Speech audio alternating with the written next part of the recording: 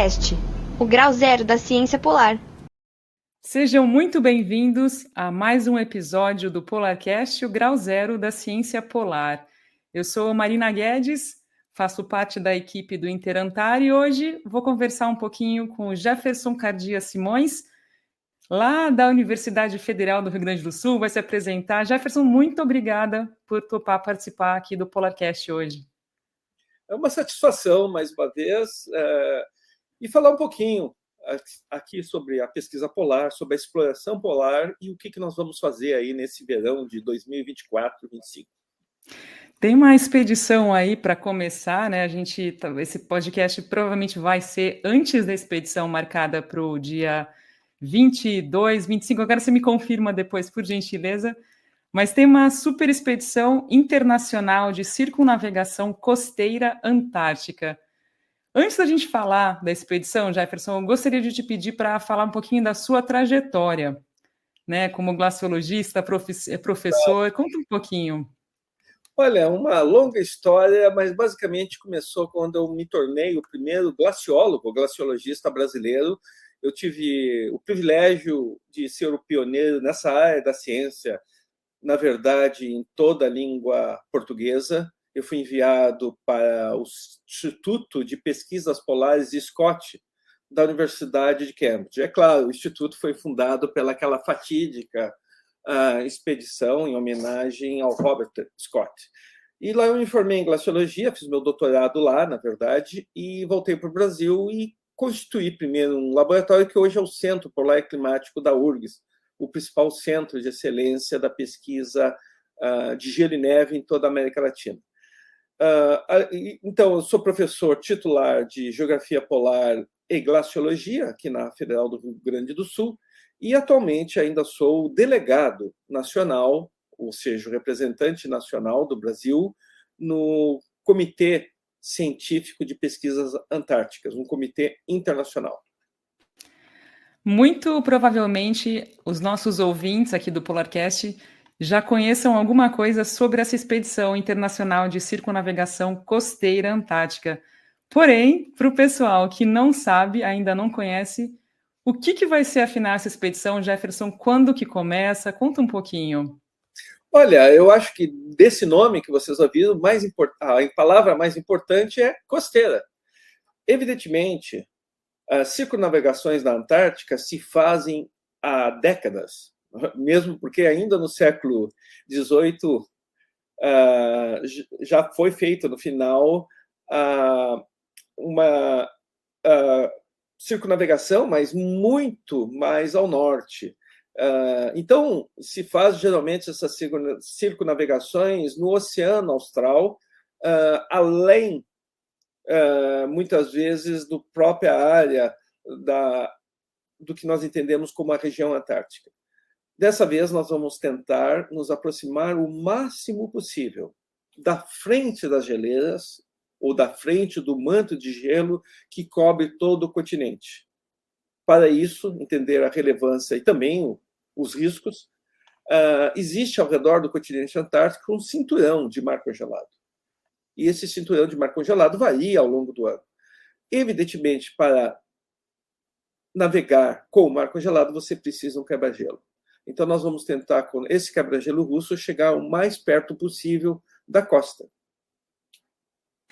Jefferson, essa expedição é uma expedição, o Brasil, além de outros 6 países, né? Brasil, Argentina, Chile, China, Índia, Peru e Rússia. São 61 pesquisadores, sendo 27 brasileiros. É isso mesmo, Jefferson? É isso mesmo. Nós fomos convidados a liderar essa expedição e, por isso, é claro, foi possível negociar maior vaga de participantes brasileiros, de tornar realmente simbólico tanto da relevância da ciência brasileira, mas também vocês podem notar que representa uma colaboração BRICS. E nós temos cientistas de renome na Rússia, na Índia e no Chile trabalhando com a questão antártica. E essa que é a ideia, coletar o máximo possível de dados do Oceano Austral, que é o oceano circumpolar, e também, e aí o ponto mais interessante, das frentes das geleiras, porque nós temos várias hipóteses sobre desestabilização das frentes da geleira devido ao aquecimento tanto atmosférico quanto da superfície do oceano. Eu estava dando uma olhadinha antes da gente conversar e eu vi que esse mesmo navio russo, em 2016, 2017, fez uma circunnavegação, mas não era uma expedição liderada pelo Brasil, né, Jefferson? Você participou daquela? Como é que é essa história? Olha, aquela expedição foi feita entre as ilhas subantárticas, entre vários arquipélagos,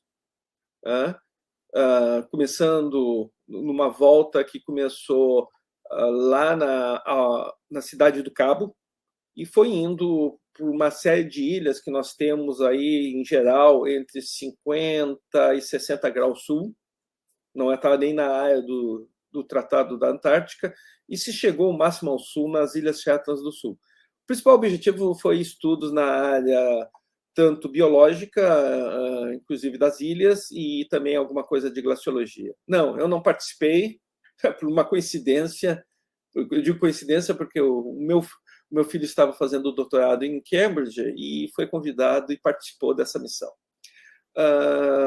Teve poucos brasileiros que participaram dessa missão. Em termos práticos, né? Imagino que a logística seja realmente desafiadora. Vocês vão ficar embarcados 2 meses. Se você puder contar um pouquinho como é que vai ser o trabalho, vocês vão desembarcar, imagino. Eu fiquei super curiosa para entender como é que vai ser o trabalho prático ao longo desses mais de 2 meses. Olha, primeiramente, nós temos que entender que a missão sai do Brasil, ela sai do Porto de Rio Grande e segue direto para a Antártica, e num trajeto que, evidentemente, vai estar mostrando a água do mar, uma série de pesquisas, de perfilagens dos oceanógrafos. Chegando à costa antártica, nós vamos começar, de tempos em tempos, a parar em estações tanto da Rússia como estações da China.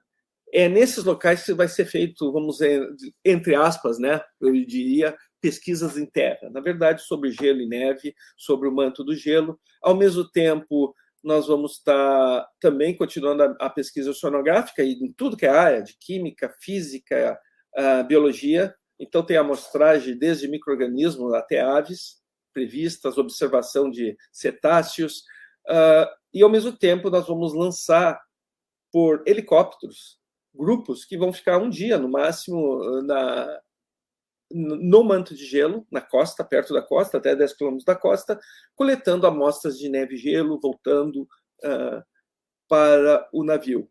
Então, é uma sequência de amostragens do oceano. Quando tiver afloramento de rocha, que são pouquíssimos, cabe lembrar que menos de 0,5% da Antártica tem esses afloramentos de rocha, e de gelo e neve. E assim nós vamos seguir ao longo de 60 dias até no sentido horário, importante dizer, ou se você quiser entender do sentido oeste para leste. E aí, quando nós acabarmos essa missão nas Ilhas Shetlands do Sul, nós voltaremos diretamente para o Porto de Rio Grande. Você falou que essa embarcação russa ela é quebra-gelo, né? Tem o casco reforçado. E como é que é a dimensão, assim, para a gente imaginar onde vocês vão passar esses 2 meses? Olha, a grande diferença é que só existe 4, alguns dizem 5, quebra-gelos científicos, ou seja, quebra-gelos que são dedicados à pesquisa científica, com laboratórios completos, e que não são, evidentemente, quebra-gelos ou militares ou comerciais para entrar, principalmente no Ártico. Aí existe mais de 70 quebra-gelos. Não, científico só existe esse número reduzido. Esse foi o motivo da nossa cooperação com os russos. Esse quebra-gelo é do Instituto de Pesquisa Ártica e Antártica de São Petersburgo, tem aproximadamente 135 metros de comprimento, e vai total com a tripulação do navio, tripulação de helicópteros e mais os 61 cientistas, nós seremos 140 pessoas. E o navio, além dos laboratórios, etc., tem cabines confortáveis, tem tem toda a infraestrutura para pesquisa e comunicação, etc. Então, esse é o importante, que tem uma estrutura dedicada à pesquisa científica. Muita gente, principalmente do Brasil, desconhece a importância de você estudar as regiões polares, seja o Ártico ou a Antártica. O que você pode falar nesse sentido, Jefferson, para o pessoal que pergunta, mas por que é importante fazer uma expedição dessa dimensão por 2 meses na Antártica? É interessante, porque nós temos um programa antártico brasileiro que agora faz 42 anos, e a pergunta básica, eu também perguntaria, por que a Antártica? Quais são os nossos interesses? O Brasil tem vários interesses na Antártica. Eu vou focar no interesse científico, na questão ambiental, mas lembre-se, o Brasil tem interesses geopolíticos, políticos, e tem um pontinho importante no Tratado da Antártica, que é o regime jurídico para aquela região do planeta, que diz que se nós queremos ter direito a voto e, portanto, decidir o futuro daquela região, que é mais ou menos entre 7% a 8% do planeta Terra, nós temos que ter um programa científico de envergadura. Então, nós estamos nesse contexto. Mas por que a Antártica? Bom, a Antártica é parte integral do sistema ambiental planetário. Nós ainda sofremos um mito no Brasil que as regiões tropicais fossem mais importantes do que outras partes do planeta. É claro, nós temos a questão ambiental e a biodiversidade da Amazônia, mas a Antártica é tão importante quanto a Amazônia na variação do clima, nas mudanças do clima, e mais importante, a Antártica é importante no controle do nível médio dos mares. Então, nós temos também uma biodiversidade antártica, muitas vezes desconhecida, porque é o último lugar explorado do planeta, junto com o fundo dos oceanos, e que está ligado à teia alimentar mundial. Basicamente, mudanças ambientais e mudanças do clima que ocorrem na Antártica afetam o cotidiano do brasileiro e vice-versa. O Brasil afeta a Antártica também. Vocês vão estar equipados com tecnologia de comunicação de satélite, Starlink, e vai ter uma possibilidade de a gente acompanhar ao longo da expedição? Vai ter essa abertura, ou vocês pretendem só após a finalização da expedição, Jefferson? Eu diria que essa é a grande diferença hoje em dia. Nos últimos 3 anos, aí, nós com o Starlink, a gente espera ter comunicação com todos os meios de comunicação, certamente com vocês, e certamente imagens, textos, fala. Não sabemos ainda se vamos conseguir enviar clipes de vídeo. E uma outra pergunta, a gente está quase chegando ao final desse bate-papo. Uma vez que vocês retornem, né, a pesquisa não termina. Como é que vai ser esse após-expedição? Porque tem a durante e, fundamentalmente, também depois, né? Não é tão rápido a conclusão, imagino. Tem o antes, durante e depois. O antes é uma preparação intensa, carga logística, participação, exames médicos, e assim vai por diante. Aí o trabalho de campo é onde começa a pesquisa, que é a coleta de dados, coleta de amostras, e depois tem o longo período de análise laboratorial, interpretação dos resultados, uma série de análises estatísticas, etc., e as conclusões. Em média, 4 a 5 anos para ter as conclusões avaliadas pelos pares, que esse é um aspecto essencial na pesquisa científica. Não é só ir à Antártica, fazer um relato, botar num jornal e dizer que você tem resultados. Não, você tem que avaliar, ver se esses resultados são fidedignos e que dão informações importantes para o conhecimento do meio ambiente terrestre e suas mudanças. Você disse há poucos minutos que o Brasil faz pesquisas no continente antártico, principalmente na península, né, antártica, há mais de 40 anos. Também tem o Criosfera 1 e 2, né, tem outros projetos na porção do continente mais para dentro, né, e agora essa saída ao redor do continente. O ProAntar, o Programa Antártico Brasileiro, por onde as pesquisas do Brasil são feitas, né, o programa que coordena as pesquisas do Brasil.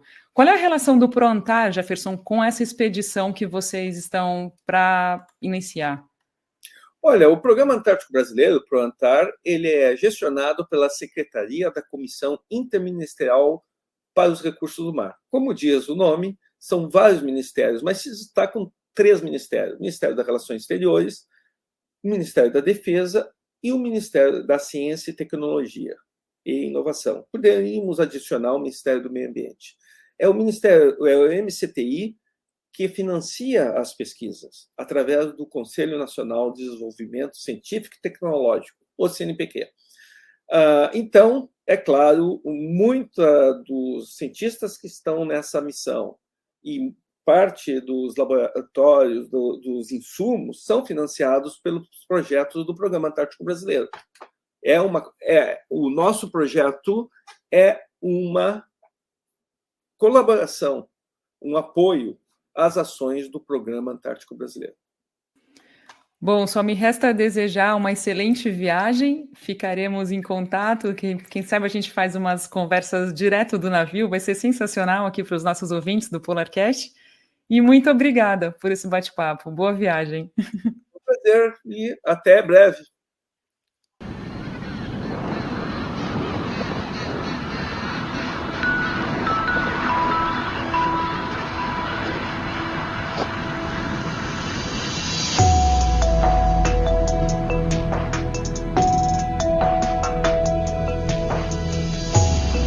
PolarCast, o grau zero da ciência polar.